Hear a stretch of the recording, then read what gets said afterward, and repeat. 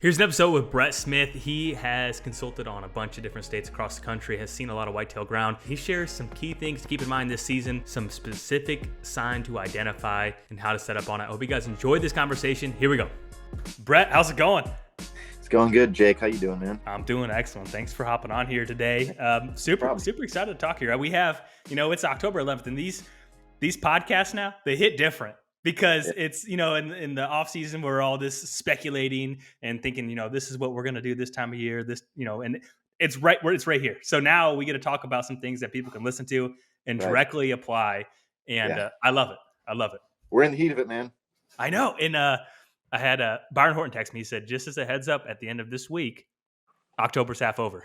This is how fast that goes. I didn't even think about it that way. Yeah. Dang. Yeah. Okay. Yeah. So, we've been waiting for it, and now it's time to make the most of it and be strategic. But before we get too far into this, I know you've been on the Exodus podcast here before. You've been a guest of the Land podcast. Go ahead and introduce yourself for people who haven't came across you. Yeah, my name is Brett Smith. I own a company called Whitetail Land Management Services. What is Whitetail Land Management Services? Well, first of all, I named the company that because, when you're Googling what somebody does that I do, that's what you Google. It wasn't the most fancy name in the world, but that's why I came up with it. So basically, I try to avoid the word consultant. It just sounds, I'm going to be honest with you, it sounds kind of greasy. It sounds like a car salesman thing, but I travel around the country helping property owners design the ultimate parcel, write a long form, a habitat report for them, timber stand improvement, logging, how to manage cuts, trail camera locations, tree stand location. I want it to be a kind of a one-stop shop for the guy that just bought the property, or maybe has owned the property and struggled for years, and just try and get that second opinion. I'll never claim I'm the world's best expert on anything, but getting that second opinion, man, is huge sometimes. I just had a client who's like, I've been hunting 40 years and thought I knew it all, and it was just nice to get that second opinion. So that's what we try to do, and that's what I do for a living full time. So I'm lucky. Yeah, that's super cool. And I had a question for you, and it actually kind of leads right into that. So obviously, a lot of times people are trying to improve the habitat. They're trying to do all these different things to make their farm better. Yeah. But let's say I called you up, and my farm is tuned in really nice. Yeah. And I have all the things. I have good access, everything else. But I'm still not killing the bucks that I think I should be. And the area has them. What do you think most people are doing wrong in season that's limiting their success, even though the opportunity should be there? Man, here's the thing. You and I we're diehard hunters. And a lot of people that listen to stuff, they're diehard hunters. But sometimes property owners are just missing the simple things. And when they're taking a certain access route in because that's just the way we've always done it or something like that. And all of a sudden I get there, I'm like, well, dude, predominant winds say that we should be doing this on this. And it's something super simple sometimes. It's just getting a second pair of eyes on it that's never seen it before, looking at it as a blank canvas with no prior knowledge or anything like that. And maybe it's bad neighbors. Maybe it's, there's a lot of different variables there, obviously. And I know people hate when you say that, but a lot of times it's just something simple. And all of a sudden they're like, I never thought of that. I'm like, yeah, well, thankfully I've been seeing hundreds and hundreds of properties at this point. It's easier to pick those things out when going to a property for the first time. Mm-hmm. So access or something very simple. Do you think that inherently maybe people overhunt, or on the other end of it, it's they underhunt it? Or is that ever the case? It's one of the first questions I ask people. How often do you hunt it? And it's like, oh, every weekend we try and get out there. And it's like, okay, well, we got to set this up strategically so that you can still hunt every weekend, maybe. Because if you bought the property, I get it. Not everybody's up to kill a 180. Let's get you some stands out on the fringes, maybe. I'm not really a fringe hunter myself, but I understand that that's necessary sometimes. So it's different on every property. But yeah, it's just a different scenario depending. But a lot of times it's something super easy, man. Mm-hmm. Okay, fair enough. And I think you're right that no matter what, even if it's a permission farm, I think people feel like they have to be going out somewhere. And a lot of people's opinion, which I think I would align with, is have a piece of public that you just go hunt on a weekend and try something different, or try to get some more access and kind of diversify. Because if that is the spot you can quote unquote control to the best of your ability, then wouldn't you want to be the least impactful of that making it negative? Yeah, exactly. No, you hit it on the head. So last year you had an incredible year, and I wanted to talk about this because we haven't done it here. So you shot 5 bucks in 9 days. I want to hear how'd you do it? Where was it? What time of year it was? And an elk. It was only an elk. Oh my gosh. but that was on day 9 of the elk hunt. So that would screw up my statistics if I counted that. Right. Yeah, man, it was just crazy. And I honestly don't really off-season scout at all anymore. I don't. It happens because, and I don't know if you want me to get into the details. I already kind of forgot what your question was, but like it took place across pretty much most of the season. It just had to do with getting out there and seeing what's going on right now. So I guess Mhm. I'll let you re-ask your question, whatever it was. I kind of Yeah, blanked. so, $5 in 9 days. So, when, where, and what, and how? Um, Second day in Kentucky. So, like the day after opening day, velvet buck on the ground, hunted the wrong wind, sat in the water. Craziest hunt I've ever had. Not the most impressive deer. Shot the wrong deer on accident. Every single one of these hunts, to add more to it, I had chances at 160-inch plus deer. They were in the woods at the time. Uh-huh, Every uh-huh. single one of these, except for actually the Wisconsin gun one, at the end of the year. But so that hunt was by far the craziest. Went elk hunting, killed the elk on the last day, last evening. Colorado over the counter. Came home, hunted 2 days, drove like 6 hours down to Missouri, permission ground, nothing Mhm. crazy. First night, like I'm not an observation sit guy. I sit on this observation, like on this field, 160-inch turns, and he just goes out the other way down the field edge, and I'm sitting up here. So hunted the next day. He didn't come out. Should have hunted an early season morning, like my buddy Uh told me, and I knew that like I've killed a buck in this bedding area on the opposite side of the property. He's like, dude, go out. I'm like, in my head, I'm like, early season, don't want to get up early. Would have smoked them. Would have smoked this 160. Fast forward to October 25th, hunted one night, saw a good shooter, sat the same spot. The next morning, saw this brute, 300-pound buck. We got it all on film. Beautiful film. He doesn't look like he scores much, but also when we walked up to him, I was like, oh my goodness. But like, the body was so huge. Just moved across the ravine, played a really marginal win. He walked out, killed him, took a day off, drove over to Illinois, killed a 160 the next day. And then second day of gun season in Missouri. Didn't see anything the first day. Sat the same stand the whole second day. Smashed a good 10-pointer. I was only there for 2 or 3 days. Like I Yeah. wasn't. It's not going to blow anybody's hair back. And then second day of Wisconsin gun season, killed another one. Which that deer I'm not going to take credit for. Luck, just a luck. Luck. Yeah, Well, sometimes it's good to have a string of luck, and I firmly believe this, and this is probably a dumb take, but if you're out there long enough, doing enough things and trying enough different things, you're bound determined to get some string of luck, or maybe a light bulb go off where you do learn something. yeah, for Which is sure. the beauty of the season. You can challenge yourself to get a little bit better every single year. Yeah, So what I mean that's I mean, there's a lot of guys that hunt 30 days and only get one opportunity. So, I mean, what would you credit that to? Just recent intel, scouting, pushing around, with some of those trips being shorter, maybe being a little bit more aggressive than what most people would be. they say as a hunter you have to be patient. I'm not. I'm going in and I'm figuring it out, and I want to almost see like when I go in and I in season scout, I'm like scout hunting. Like I'm creeping around. Like I'm not just putting on Hmm. the miles, like I'm looking around and I'm picking it apart so that hopefully I can, and I'm not going to credit myself to coming up with this strategy. Like it's a kind of a DeQuisto type thing. Like I'm going in Hmm. there till I see them, Hmm. and either that or I'm running into like specific sign that I look for. And then maybe I'll set up and hunt, but it's just like, I'm going in and I'll scout. If I'm going on a 5-day hunt, I'll scout 3 days. I don't care. Like, because I'm not the type of guy who's like going to go sit to sit. Like I need to know that there's a chance that I'm killing that deer every time I go sit. Like it just drives me nuts. Like I'm sitting there, otherwise I'm like, what am I doing here? I don't like to bank on the luck. And like I know there was luck involved last year, but also like watch me have the worst season ever. But like I was like, I feel like I figured stuff out. Like I just have to go private or public and figure it out and then set up, because a lot of people think you spook him, he's gone forever. And maybe in Michigan, Wisconsin, Pennsylvania could be, because that's the 10th time he's been bumped. But like these other states, man. And I hate to say this because I'm gonna go like hunt some public now, and guys are just gonna be hoofing it like on October 26th. I'm trying to hunt, but like just get in there. And it pains me. I know this works, and I own private ground now. And it's like I don't want to go in there. I don't want to go in Yeah, there, but I yeah, still you have to. Yeah, I mean you don't have to, but I do, because then I yeah. know what's going on. So when you mentioned looking for a specific sign, I can kind of assume what that is, but for anyone that maybe isn't assuming what that is, what are you looking for specifically? Yeah, so here's the specific sign that I'm looking for. It's condensed. I'm a rub guy. Like I believe in hunting scrapes too, especially the first scrape outside the bedroom. But you got to find the bedroom, and the only way that you can find that is if you see him get out of it, which doesn't mean he's going to do it every single day. But I've had scenarios on certain public land where there's been bucks in that same bed after I bumped him 4 days in a row.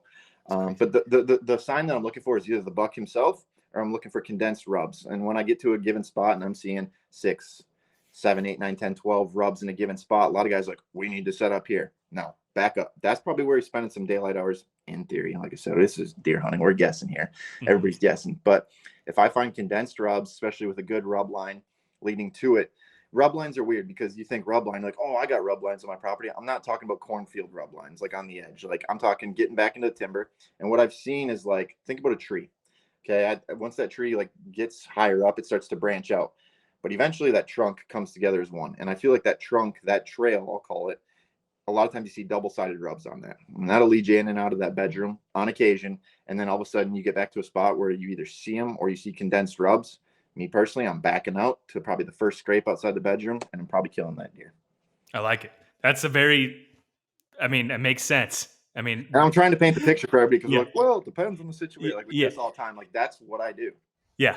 And I like it. I mean, it's very cut and dry. And I think that's something that someone can go to a farm or go walk a piece of ground and look for that and give it a shot. Yeah. And, you have, I would assume, a much higher odds or opportunity to do that. Now, are you ever, when you do end up bumping that deer, are you just like, oh man, or are you excited? Because there's some people be like, I can think of many times where people, I just bumped him out of the bed, I just screwed up, I poked in too far. Where the perception I'm getting is like, now I know from you. Dude, like within like 0.5 seconds, like it's an instant reaction, like boom, I see the antlers and I just like drop to the ground and I'm like hiding. And then it's like within 2 seconds, I'm out. Like I'm just getting out of here. And it's like, watch out, because in 24 hours, man, you're getting an arrow sent through the pump station. Like I'm gonna see you. And if not, like you gotta have plan A, B, C, D. Like every time you think you haven't figured out, don't think you haven't figured out. Like look at like topographical maps and think about maybe wind direction and all these other things, what he might do, and look at what the forecast is doing in the coming days. And I mean, sometimes they'll just bed in the same spot no matter what's going on. I think we give them Mhm. too much credit sometimes, um, but yeah, it's kind of how I go about doing it. So let's walk through a specific scenario. It's I don't know, October 17th, and you're doing that. And let's even do this on a private farm. So you go to your private farm and you're like, man, I don't have him on camera right now. I need to try to figure out what's going on. You go in, you do find that double-sided rub. You already kind of know where that scrape probably is outside the bedroom, and it's 11 o'clock, 10 o'clock, or noon, and you bump them. What is your plan for the next 24 hours? Oh, that's a good question. I'm thinking what he's probably doing next. So like that next hunt, like I'm looking at topographical maps. I'm going based off of, and this is a property I'm familiar with.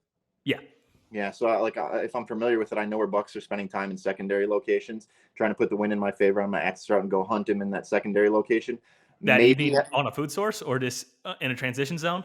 no, probably back in the timber, honestly. And then maybe there's a destination food source on that property, and maybe he's taking alternate route B because I pushed him out of area A. Maybe he circles around. They like to circle, man. You jump them out of these beds, they're gonna make a big circle. And so try and figure out where that circle is, and maybe you have a beat down trail coming out to the food source on the other side of the farm, depending how big it is, and try and go pick them off there that night. If I don't, depending how much time I got, man, I'm probably setting up maybe a set with me. When I bump him originally for the morning hunt. Mhm. Um, Maybe if I really feel like getting aggressive, kill him on his way back to the bed type deal.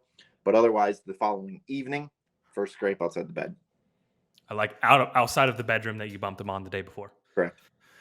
I like it. If 100 people listen to this and 100 people apply it, I bet you there'll be some people that fill their tag. I mean, here's the thing: the deer's there. Like someone, it's so often, and like I'm like, oh, I feel like I shouldn't go in there. I feel like, but we've heard this before. Like you're passive, you're on the edge, you're educating. I'm like, you don't know. At least worst case scenario, I bump him out of the county, he never comes back. I have that intel for next year.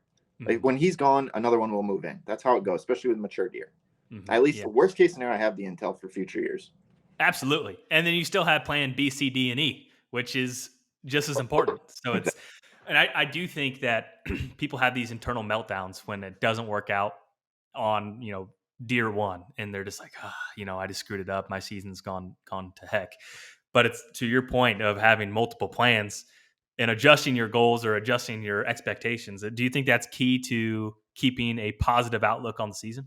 Just when you think you haven't figured out, you better have two or three more plans, and it keeps your morale a little bit higher because you're like, okay, at least I have this other plan. Maybe he's doing this, maybe he's doing that. It's easier to kind of keep after it in that case, I find. Hmm. With this same scenario, the 17th, what time frame do you think that scrapes are most effective for setting up? And let's say outside of that bedroom or a community scrape type hub.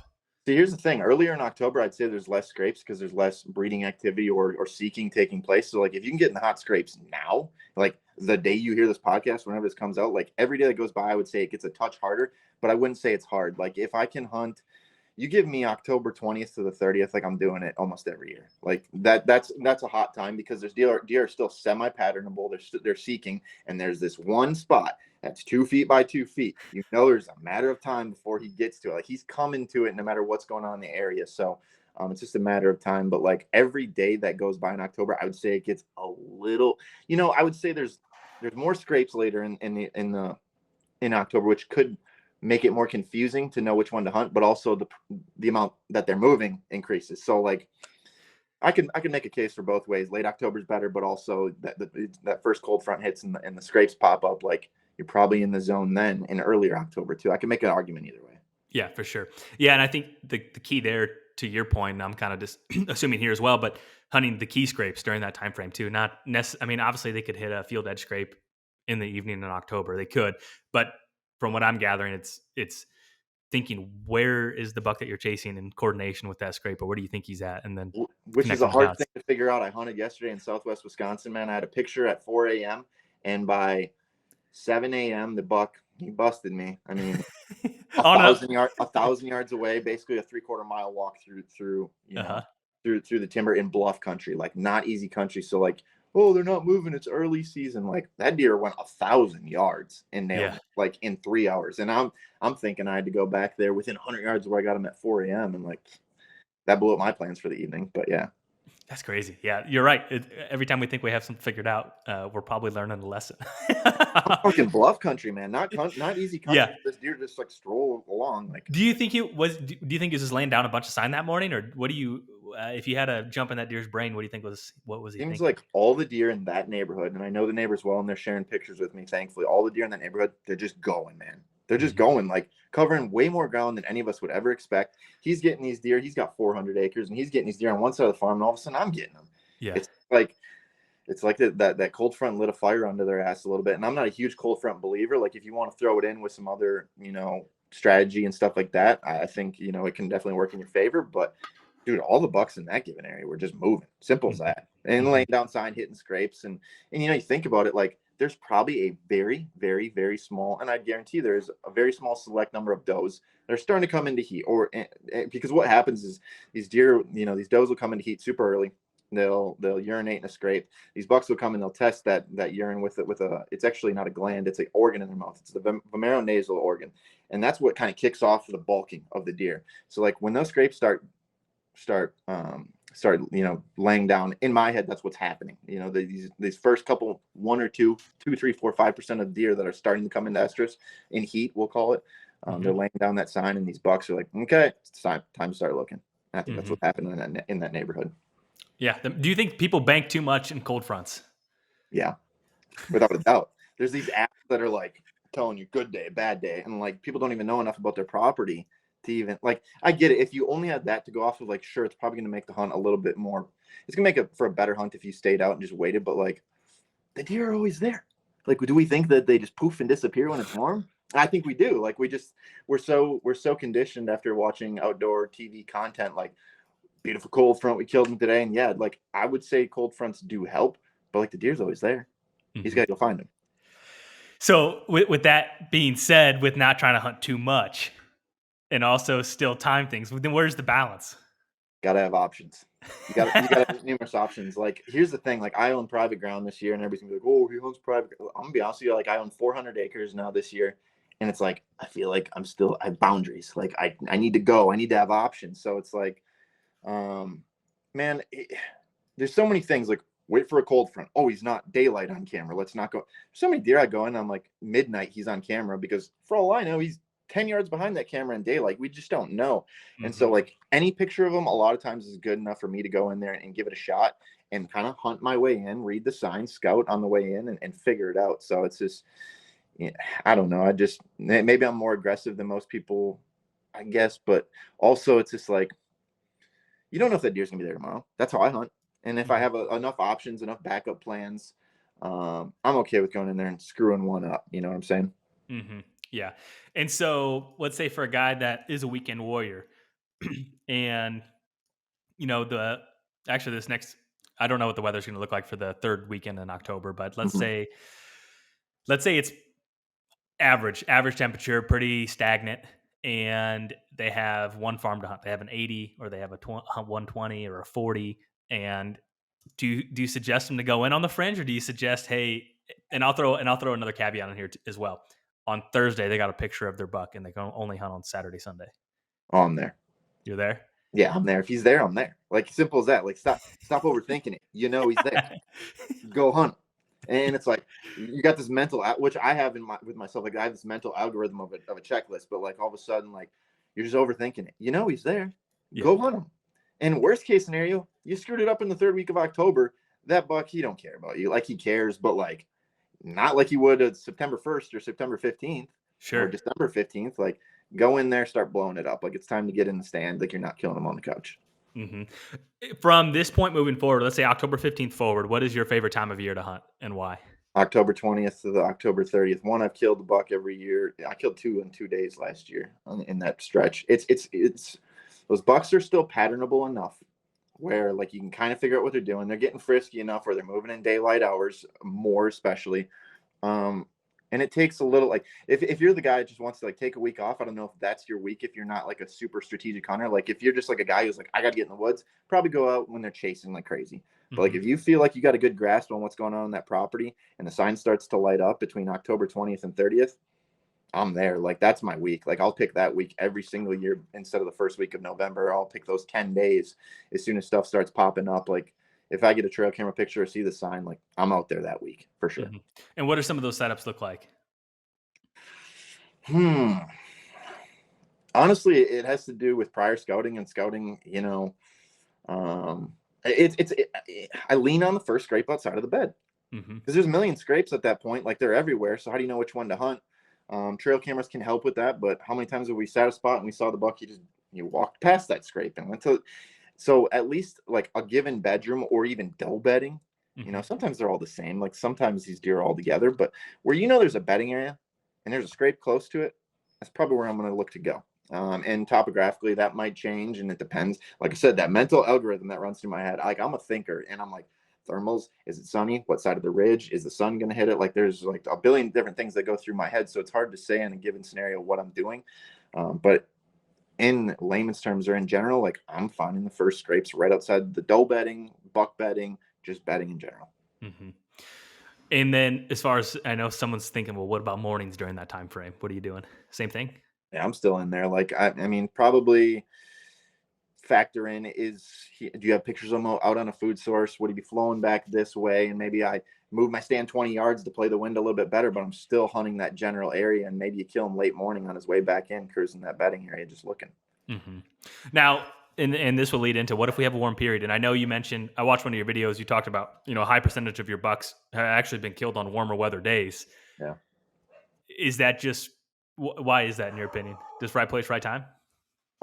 Yeah, I mean, you can't deny that, but also just being too aggressive by most people's standards, I think, honestly. And having options, you like don't have 40 acres and go blow it up every weekend and think you're gonna have success. It's probably not gonna work, but give yourself options. And here's the thing, like I'm stubborn. I don't care if it's cold or not. Like if I'm not gonna in the past years I've had tons of time to hunt. Like I can pretty much hunt whenever I wanted, to be honest with you. But also like the stubborn side of me is like he's in the woods. I'm gonna go find him. Like we overthink this stuff. There's just too many videos about tactics and strategy. Like I know the deer's there. I'm just gonna go find him. And when I find him, I'm gonna set up. And especially in these lesser pressured states of the Missouris, the Iowas, the Illinois, the even parts of Ohio, Kentucky, things like that. Those deer are coming back often. And maybe they're moving off 100 yards this way, 100 yards that way, but like they're coming back. So like I'm just getting super aggressive. The weather helps, I think. There's hmm no denying that. And even moon, like I'm not a moon believer, and that's probably a conversation for a different day because I don't have enough information on it. But like we got that last full moon. Every client in the book, pictures, sending me like, look at this, look at this. I'm like, okay, there's some merit there. Like, Yeah. so I don't know enough about it yet. Haven't studied it enough yet, but those are some of the things that I'm looking at. Yeah. And we've had Dr. Bronson Strickland on here, and he's just mentioned like the moon just simply based off GPS collar data, it doesn't make an impact. But I Yeah. do almost wonder. So now Onyx and Exodus are integrated, so now you can check your Exodus pictures in Onyx, Okay. and so I think I'm curious if they build a model to where they can look at daylight buck activity for your specific. So like for your account, you can go Yeah. in there and be like, wow, I had a 20% increase in buck activity during this period of the moon. And I wonder if that's extrapolated far enough that there'll be a new piece of information. That to me, that's I'm a little excited to see if there is anything there or not.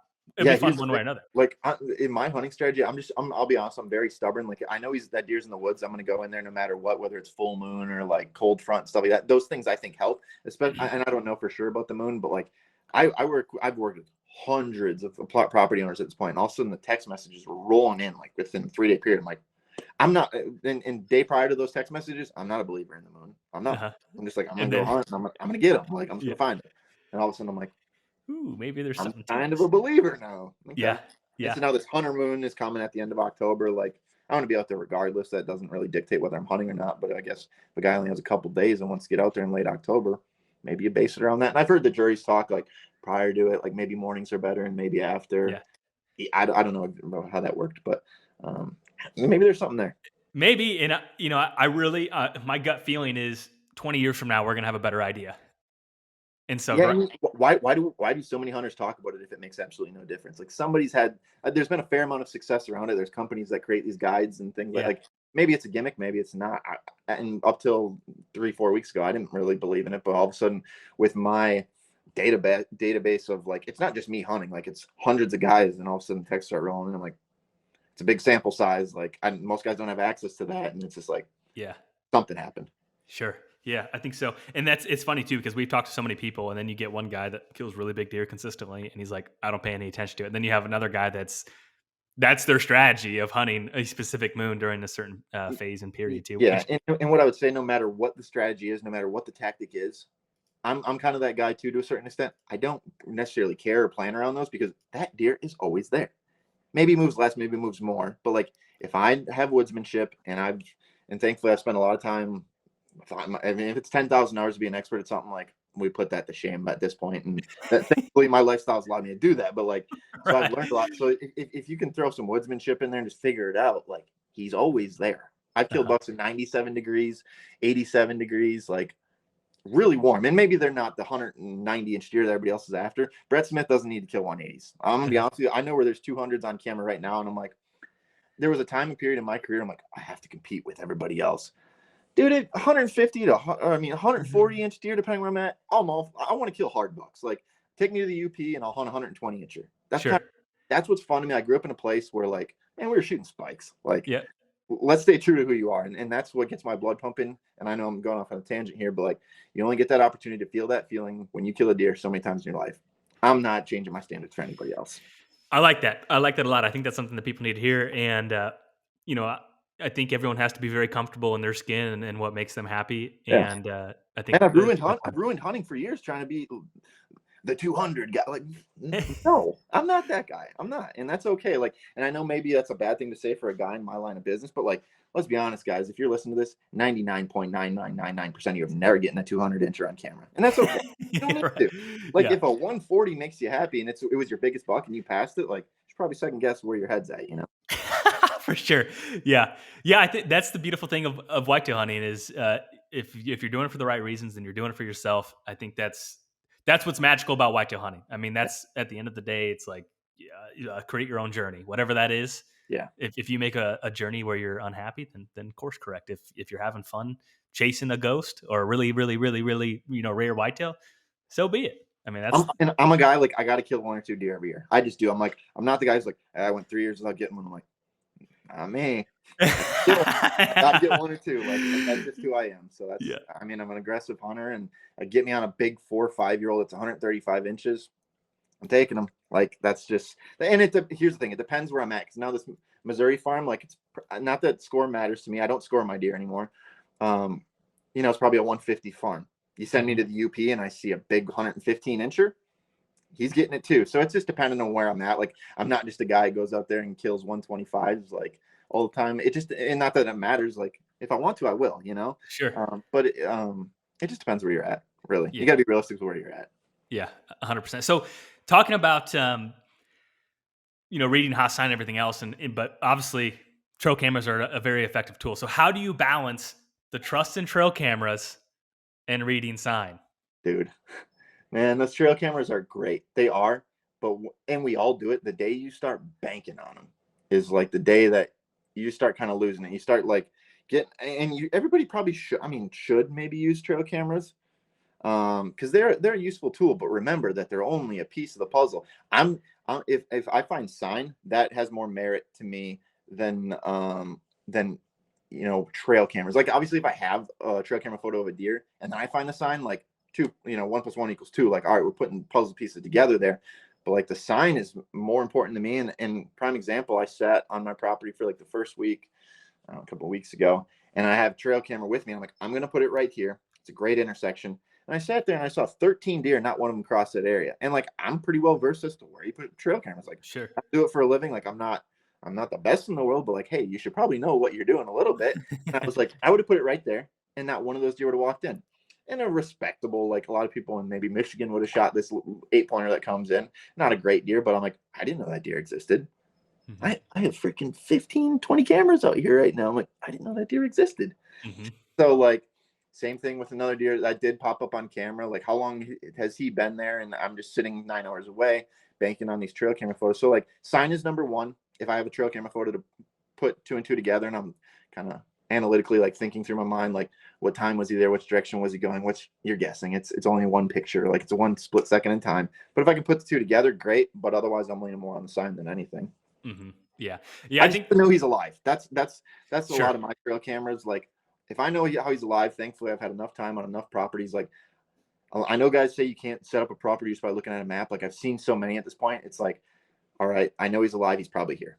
And if he's Hmm. not here, he's here, here, here. Like so, I can put that together pretty easily. I feel like at this point, especially in hill country, getting flat ground, there's not a lot of topo, and you can't really see the edge as well on aerials. Like it gets a little bit harder, but you give me topo, and I think topo is harder to figure out maybe initially. But like now that I've done it, like I can put one and one together to figure out that it's two.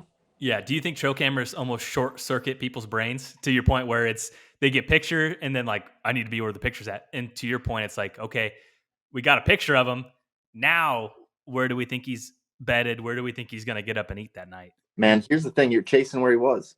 Yep. Was was Yep. was was. I did this. I know this, and I still did it 2 days ago. I got that picture of him at 4 a.m. And I was like, I still got to get back there, knowing that. Okay, I heard the deer blow at me. I didn't know what deer it was, but I'm like, I heard that thing. It sounded like a horse. I'm like, there's no other like that. This is the only deer that I know of, according to trail camera, in this area. Like, I got to get back to where he was. And in reality, I walked right past him that night on my way in. 100%. I know I did. So I think as far as like it's short circuiting our brains, like he's not on camera, he's not there. You know how many times I've heard that? Like, I know we do it, and it's so hard not to because like that eye is always out in the woods. That is out there 24/7. Like you can't help but to trust it because it's out there. Mhm. But like I'll tell you right now, I've seen mature bucks skirt. I mean, we've all heard these stories. I've heard them skirt. I've seen them skirt cameras or just straight up not cross them. So like, here's the thing: if you don't feel like you're a great scouter, I'll call it, or you don't have a ton of woodsmanship, like it's something to lean on. But guys, like get out in the woods and just try and figure stuff out and always ask yourself why. Like go out there and try and perfect the craft of woodsmanship, and then you put the two together, you're probably killing more often. Mhm. Yeah. Yeah, and I think it's easy to say and hard to develop. And do you think that's something that someone could develop just in a snap of a finger in one season? Because No, to me, because my opinion, it takes probably years to really hone that craft. yeah, and here's the thing: my career, I guess, has expedited that process because I've spent hundreds of days a year, literally in the woods, like figuring it out. So like I wouldn't expect everybody can go pick it up in a year. And here's the thing, like once you go to trail cameras, how do you kind of take a step back and oh now I'm gonna go walk in the woods and figure it out? Like I'll let my trail camera do it. Yeah. So like hopefully you're less fortunate and you can't afford a trail camera and then you're like, oh, I gotta go scout and you learn it in that order of operations because otherwise like it feels like it's taking a step back when you have that trail camera that's out there 24/7. Like I'm gonna go look for them. Like I'll just let the trail camera do it. So it's Hmm. hard, but I'm telling you, it's made me a very efficient hunter. And like I said, I'm not out here chasing 200-inch deer every year, but I'm chasing mature deer and getting out there and looking for sign and understanding what to look for, which is another big part of it. And even the process of scouting, like I'm hunt scouting, like I'm sneaking because how many of those deer run off? Like putting it all together, man, it's definitely made me more successful as a hunter. And I think it's a really good distinction that you provide too when you say, going in and scouting. I think some people would just think, I'm going to go for a walk, where it sounds like you're almost borderline still hunting maybe a little bit more aggressive than that, but basically still hunting as you go through to look for that stuff. Give me a wet and windy day, midday. Ooh, we're finding them. Like we're gonna Mhm, find them. We're probably gonna see them. mhm, Yeah, and every step, like, and like I said, I'm a big thinker, probably to the point where it's like I know I overthink things, but like every step I'm taking, like I'm very calculated with it. Whether I'm hunting or scouting, like hunting, like that last 50 yards, like I'm really like looking around and not analytically, but like trying to like pick apart, like, okay, I need to go back this way because he's probably gonna come from this way. I don't want to catch him, or there's gonna be 10 does that come up first, and I don't want them to get my scent trail. And same thing with that scouting process. Like maybe I'm turning and burning a little bit more until I'm like, oh, hold up, slow it down a bit, or we're getting close, you know? mhm. So So this will put you to the coals a little bit, but when you're hunting a specific deer, how do you determine when it's a time to kill specifically on a daylight, specific deer? daylight photos do help. Now, Yeah. now, now I'm leaning on trail cameras a little bit, like See? if you know he's there, you know he's there. And that trail camera photo definitely helps paint the picture, a very small piece of it. Um, I want to say the time of the year just depends. I got to feel like I understand what he's doing, and whether that's September and there's a bean field, or it's late September and there's one tree that I got lucky and I found, and that's where it's dropping the acorns, and I know where the bedding is, and the wind is in my favor, and I feel like I can get in there. There's a lot of different variables there, but like overall, like I just got to have a high level of confidence that I can go in there and kill him because I've either seen what happened, like I've seen the sign. In off season, I've seen the sign recently, or like I have a daylight photo of him one day in a row, 2 days, or 2 out of 3, like something like that. Like that's a no brainer. Like then I'm going in and I'm getting it done. I don't care if it's October 7th, September 29th, or November 7th. Like if I know he's there or I have a reason to believe he's there, I'm going after him. So, and then I think that's very fair. I think that's a good approach. Now, what about using cell cameras during the rut? What is the best way to do it? Because I think that they could leave you chasing your tail, but they Yeah. could also put you right in their lap too. So how do you use cell cameras specifically during, let's say, the peak of the rut? I don't bank on scrapes. I'll say that. I feel like late October, scrapes, and all of a sudden, I wouldn't say there's a light switch, but like maybe that second doe comes in the estrus, and then he does go back to check a scrape, but like it's not his priority to check a scrape at that point. Um, intersections, intersections outside of bedding areas, man, it's just hard because that deer, he might not even follow a trail because he's just like I know they're so unpredictable that time. food, Some deer are, yeah, food sources, like just the basic stuff. Keep it basic because at the end of the day, nothing is calculated that time of the year. That deer doesn't know what he's doing. And there's no reason as to why he's going to show up in location A at this scrape or this intercept. Like, just get him out there, man. Get him in good deer spots. Like, don't overthink it in the first week of November because overthinking will, I mean, you just got to be there. You just got to be yeah, out there. Simple as that. And yeah. even, I'll tell you right now, like, we get so caught in our ways that we have to do things a certain way. We got to hunt cold fronts, moon phases, stuff like. I've hunted the wrong wind on certain stands in the first week of November. I'm like, I'm not killing him if I don't go, and I know he's in there. There was a 155-inch deer I was hunting 3 years ago in Kentucky. I'm like, the wind is wrong if he's in that bedding area, but I've seen him do other things. So like on a October 15th day, I'm not coming in here on this wind, but I'm going out there and I'm hunting today because it was, I don't know what it was. It was probably November 7th or 8th. I saw him almost in shooting distance too. So it's like sometimes you just gotta like forget everything and just get out there too. Mhm. Like that's another, especially that time of year for Yeah, sure. and I think the rut's kind of almost a fun pastime. I think for people who get overanalyze things, because then you go back to maybe an older version of yourself, and you're like, man, I had no clue what I was doing, but I would still see bucks, Yeah. and that's the magic of it. Like I would just set up on some form of edge. Like I remember a small property I used to hunt in Wisconsin. Like it was timber next to CRP, grassy willows, marsh, and stuff like that. Like, I was on the edge. Good. Call it good. You're on the edge. Yep. Deer are creatures of the edge. They'll run up and down and making scrapes. Like they like edge for bedding, whether it's topographical or it's physical edge of timber to grass or timber to crop, whatever. Like get on the edge, man. That's it. Hmm. Yeah. If you don't know anything else, get on the edge. Well, if they listen to this podcast, hopefully they know more than that. But Hopefully. if we make this a short, that Yeah, someone can just go hunt the edge, and that's the beautiful thing is even if you do that and it doesn't work out, you're going to learn something. I mean, for to sure. your point, from just looking at things from a observational perspective, it's super exciting. What all do you have in store this year? I mean, where are you headed to? Yeah, it's slow this year. Got a newborn at home, so it's I'm kind of like the typical guy who like is waiting for prime, and it drives me You're nuts going because against everything your disciples of buck hunting. trying to be a good father. Like last week, that cold front hit, and we're on a camping trip, and I'm like, and like I said, not just a cold front guy, but I'm like, I know early October, like it's part of the puzzle here. And I'm just like, oh my gosh. But like, no, I'm gonna hunt the 25th through the 31st in Missouri. And I'm gonna be honest with you, I got private land there, world class piece.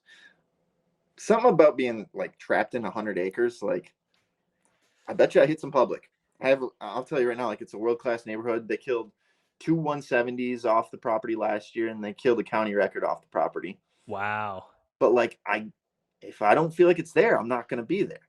Uh-huh. The 25th through the 31st, I'll spend some time down there. First week of November, I'll probably hit Southwest Wisconsin, which I haven't hunted a ton of Southwest Wisconsin in the past, but there's good deer in that neighborhood. Um, that second, whatever the gun season always kind of falls on in Kentucky and Missouri, I'll end up back in Missouri for that.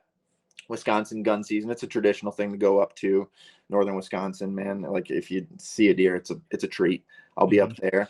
And then I don't have anything planned between there and Christmas, but that alternative method season in Missouri is right after Christmas there. So that's like a muzzleloader tag if I want it. If I don't fill my gun tag, it's more. I don't. I'm being more of the typical private land hunter this year. If I had to be honest with you, and I don't know that I necessarily like that. Like I have 300 acres in Kentucky. I'm like, I don't know how I'm gonna get. And it's like, don't get me wrong. Like I'm not just buying a farm because like it's an investment property Sure. too, like Hmm. that. Um, but like I just don't know if I'll have time to get to it. So I'm being more of the private land hunter, and my ego is kind of like, Brett, your roots are telling you you're not this guy. Like, go hit some public and stuff like that. So I don't know that I'm going to get a huge opportunity to do that this year. Maybe that last week of October. I'll probably leave my property and go hunt some public, but I'll probably be a little more of a private land guy this year, and we'll just see what happens with that. We'll have to recount how that went, and then maybe what adjustments you'll make in the future. Because I'm sure that's quite a bit different for you, and it's got to be really rewarding and exciting to have that opportunity. But then I would agree, it's every style of hunting has its challenges for sure. But then if let's say for someone that's hunting a 40 and you're same thing, like if you know where he's at and like, oh man, I can't get in there, and you're getting a picture of him every now and then maybe, and it's like, well, are you wasting your time or are you hunting him? And that's a question I think a lot of people have. So what would you say to that person? They're hunting 40 acres. Are you hunting him or are you wasting your time? And the scenario here is this deer is sometimes on camera. Let's say he loops around, I don't know, every 7 to 10 days. Could be a night picture, and the neighboring habitat is better, and you think he's in there. What do you do? I mean, you gotta hunt it, right? Well, what's our time frame? Whatever you want. We could from let's say the second half of October to first 2 weeks in November. You So gotta be in. wide spread of time. You got to be in there because the way you've explained it, you kind of already have some of the puzzle pieces to put together. You know where he possibly could be. Like you have reason to believe he's in the area. You don't think he's 7 miles away, just out gallivanting. Like you got reason to believe you know enough about the neighboring property, you know enough about your property. Your trail camera photos might tell you he's only showed up midnight once in the past 7 days. Well, I guarantee he's been on that property more than that. Like he just Mhm. has. Your trail cameras can't cover everything. They're a great tool, man, but use them as a tool. But Yeah. also have some common sense with a scenario. Like know that they don't cover everything. They don't. So I mean, I'm still going in that given scenario, especially as we approach what people would call prime time. Like even if you go and you kind of overhunted and you screwed up, but you get a fresh slate the next week. Like basically, like as things start to pick up, you are a very small priority of those deer. Like they're running crazy, man. Like Hmm. the big deer, the small deer, like they're all running crazy, and you're a lower priority. I guess their safety is a lower priority to them, and they're just thinking about breeding. If they only get to do it 1 or 2 times a year, like that's the priority for them. So like Hmm. you got to be there. You just got to be there. And I think so often we think of, we listen to these guys, stay out, stay out, stay out. Yeah, there's a time for that, I think. But also when it's kicking off, like you're not killing them on the couch. Hmm. Yeah, man. I think that's probably as deer hunters, we have so many more tools now, and it's almost it almost maybe hamstrings us to some point. Like if we are relying on cameras or relying on quote unquote prime weather days, and then my perspective of it is like you're just missing a lot of opportunities to get better and learn more. If And if here's the you thing. If you're the guy that's like hunting the 175, like that buck, like a particular deer, like, okay, maybe be a little more patient. Don't just go in there because you feel like it. Like if you're hunting a particular deer, maybe you're a little bit more calculated with your sits and when you go where. But otherwise, like if you're out there to kill a good buck, like go, Mhm. just go. Yeah, I mean, especially as the year progresses. Like maybe I'm not saying that in late September, early October quite as much if I don't have a reason to be out there. But as the year progresses, and let's say we get to October 25th to November 15th or something like that, and even later into November, like you got to be out there. Simple as Mhm. that. I'm fired up, man. I'm ready to I'm ready to go sit in a tree somewhere right now. Uh, Is there any other parting pieces of advice, some things that you wish you would have known, let's say 5 years ago, that maybe you've learned? Question everything. Question everything you hear because you know what? I'm gonna be honest with you. I hate to even say it this way, but like I would be considered, I guess, a quote unquote expert in the field because I do this for a living. It's theories and guesses, man. Nobody can ask the deer and say, "How did you bust me?" Like I heard like on the earlier podcast, guy talking about the thermals and what they do and what they don't do. Like, how do we know? Hmm. We think like based off our past experiences that we know, and me even being this quote unquote expert who works in this field and does this for a living, guys. Like, I'm pretty certain, and this is me being honest with you, question everything and apply and try all these different things. Like don't hunt leeward ridges because Dan Infalt told you to. Go test the theory and see if it worked for you. Hmm. Because you might figure out something that nobody else has. Like I'll tell you right now, everybody likes to talk about the new thing, like they found something new about whitetails. I truly believe that there is a topographical feature that I think deer spend a lot of time on. I'm not gonna give it Come away, on, come on. dude. And I'm very serious about it, like that I've picked up on numerous occasions. Maybe I'll tell you offline, and then if the word gets out, I know who told it. Yeah, yeah. I'll sign a quick NDA. But there's like, don't trust everything you hear because somebody on TV or YouTube or even Brett Smith. Like, question everything, try it, Hmm. and just get out there. And if it's go time, man, even if the wind's wrong, like you can't kill them on the cut. And I know that sounds like such a wrong thing to say, but if it's November 7th, you're like, oh, the wind's wrong, bro. Get Yeah, out there. Get yeah. out there. But buckle up your bootstraps and get ready for a ride. Yeah. Yeah, that deer he's not patternable. He's not going to be doing the same. I mean, in majority, he's not like he could be behind you and the wind might be perfect. Like you got to get out there. You're not killing him on the couch. All right. Well, everyone's got their permission to go run wild. Yeah. Go blow it up, guys. Go blow it up. Anything else here you can think of, Brett? That's it, man. Just go kill a buck. Get in there in late October. I mean, I know if you got the time to get out there in late October, guys, get out there and try and it's a time when you can be a little more strategic. Otherwise, you can always bank on the old trusty first 10 days of November. But give out late October a shot for sure. Hmm. Find the rub, find the double-sided rub, scrape outside the bed, go Yep. kill a deer. I mean, I think Condensed that's sign, double sided rubs, first scrape, dead. the Guaranteed. Brett Smith. trifecta. The trifecta. Yeah. Yeah. I mean, I'm sure someone's gonna listen to it and do it. So that I love that. That's the point of this People set podcast. up on that condensed sign, man. Like he's here. Well, you screwed up. Like you got to back up. If that's his Mhm. bedroom, like you can't just be in it. Like he's not gonna just sit there with you. Like you got to back up. So it's about finding the sign, but knowing how to hunt it as well. Mhm. I love it. Well, where can people find some of the stuff that you have going on? Ooh, we're on YouTube, Whitetail Land Management Services, Instagram. Try and post a fair amount on there. Facebook, just the typical places, man. You type in Whitetail Land Management Services on Google, will probably pop up too, and that was strategically done for a reason. So Yep. reach out. We're booking right now this time of year, all over the country, pretty much from Montana to Ohio down to Tennessee, places we're familiar with. We're not going places we're not familiar with and trying to teach you how to hunt. Could we help? Yeah, but you're trying to get something on the books, like now is go time. So if you're struggling with your property, you want a second opinion, man. It's not that anybody has to know more than you. If you just want a second opinion on how to figure something out, somebody who's seen hundreds and hundreds of property, shoot us a message. At least we can chit chat a little bit about it and go from there. So that's where I'm at. Awesome. Well, thank you so much, Brett. Good luck this season. Yeah, I appreciate it, man.